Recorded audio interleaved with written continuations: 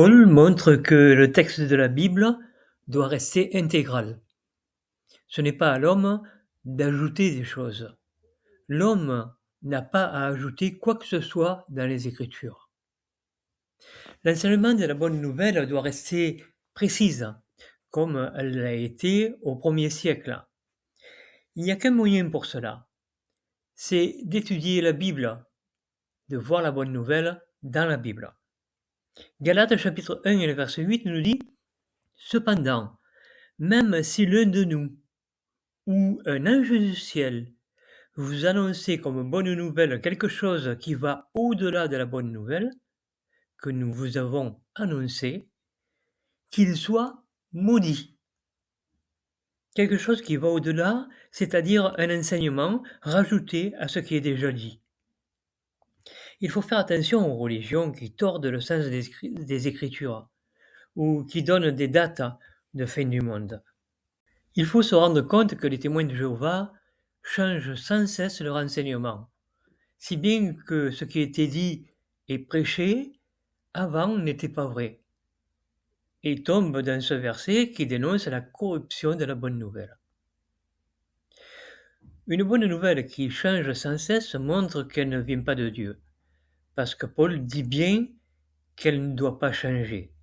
Elle doit être conforme à ce que Paul a annoncé.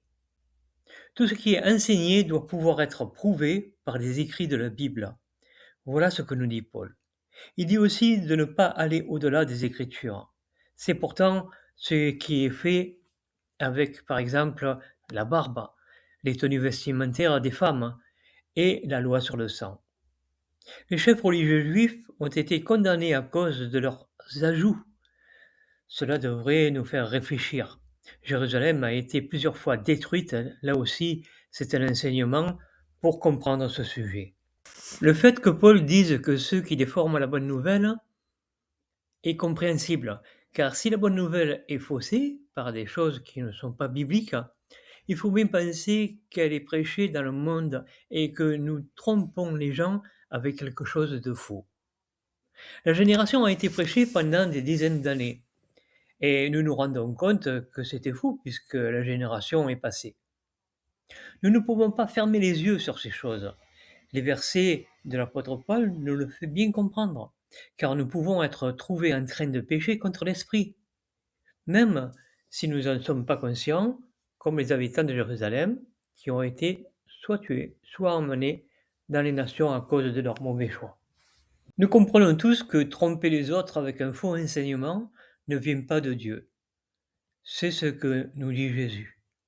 Matthieu chapitre 7, le verset 21, « Ce ne sont pas tous ceux qui me disent « Seigneur, Seigneur » qui entreront dans le royaume des cieux, mais seulement celui qui fait la volonté de mon Père qui est au ciel. » Beaucoup me diront en ce jour-là, « Seigneur, Seigneur, n'avons-nous pas prophétisé en ton nom, expulsé des démons en ton nom et accompli de nombreux miracles en ton nom ?»